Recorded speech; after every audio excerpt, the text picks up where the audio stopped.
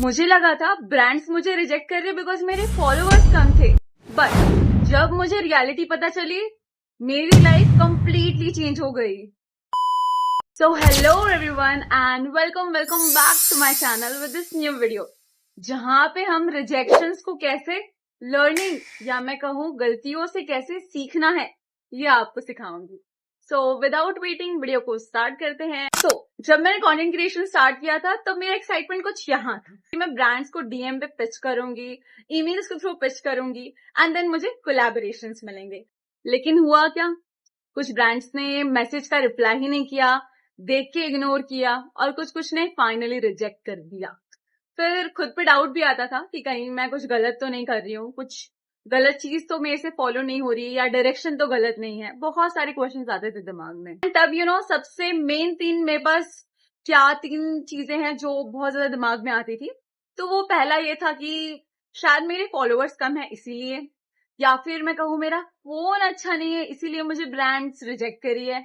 और फिर थर्ड मेरे दिमाग में ये आता कि कहीं कंटेंट क्वालिटी का इशू तो नहीं है। धीरे धीरे मुझे समझ में आने लगा कि ब्रांड रिजेक्शन का कारण मेन आप नहीं होते हो।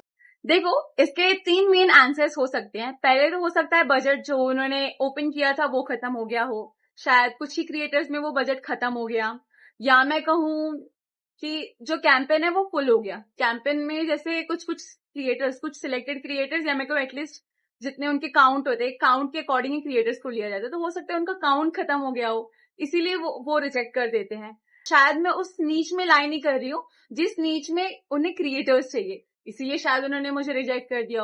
एंड ऑनेस्टली मैंने जितने रिजेक्शंस आए उनसे सिर्फ एक ही चीज लर्निंग ली है कि खुद को रोको मत।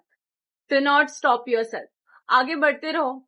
एक ना एक दिन तो रिप्लाई करेंगे ना बाकी ब्रांड्स। एक दो ही सिलेक्टेड ब्रांड्स है जिनसे कोलैबोरेशन मिलेंगे ही मिलेंगे, ऐसा बिल्कुल नहीं है। तो फिर उसके बाद मैंने याद रखना एंड खुद के दिमाग में एक चीज फिक्स कर ली कि रिजेक्शंस को मैं पर्सनली नहीं लूंगी। फाइनली मैंने अपनी energy why they rejected to how can I improve इस चीज में लगा दी। बिलीव नहीं करोगे, जिन ब्रांड्स ने मुझे पहले रिजेक्ट किया था उन्होंने ही मेरे साथ आगे कोलैबोरेशंस की। यस, ये भी होता है। तो मैं आप लोगों को यही बताऊंगी कि अगर आपको रिजेक्शन मिल रहा है ना तो उससे अपनी वैल्यू को मेजर मत करो कि मैं कहीं कुछ कम तो नहीं हूँ, कहीं कुछ ज्यादा तो नहीं हूँ। आप सीखते रहो। किससे सीखोगे? बाकी क्रिएटर से जो एक पोजीशन पे दिख रहे हैं या जिनके फॉलोअर्स आपसे ज्यादा है, या लग रहा है कि हाँ यार ये थोड़ा अच्छा कंटेंट क्रिएट करते हैं, मैं इनसे सीख सकता हूँ या सीख सकती हूँ, तो आप उनसे सीख सकते हो ना। क्या दिक्कत है? मेरे क्रिएटर्स, आप लोग आगे से याद रखना कि रिजेक्शन का मतलब है ये अपॉर्चुनिटी मेरे लिए नहीं है। अगर आप एक क्रिएटर हो, कंटेंट बनाते हो एंड कंटिन्यू ब्रांड्स को डीएम पिच करते जा रहे हो, ब्रांड्स के साथ न्यू डील्स लेने की अपॉर्चुनिटी मिस नहीं कर रहे हो, देन आपको एक चीज याद रखना है, keep learning, keep improving and keep growing yourself. That's it. बाकी किसी चीज पे आपको ध्यान नहीं देना है। रिजेक्शन तो पार्ट ऑफ लाइफ है।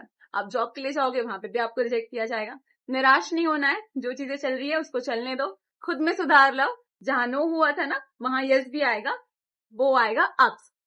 तो याद रखो इस चीज को। एंड क्रिएटर्स, आई होप आप सबको मेरी ये गाइडेंस वाली वीडियोस अच्छी लगती हो, जिसके थ्रू आप डिमोटिवेट ना हो और अपने काम को करते रहो। बाकी let's see you in the next video. Comment section में जरूर बताना कि नेक्स्ट वीडियो किस टॉपिक पे होना चाहिए। बाकी के लिए सब्सक्राइब द चैनल, लाइक करो, शेयर करो। Bye bye.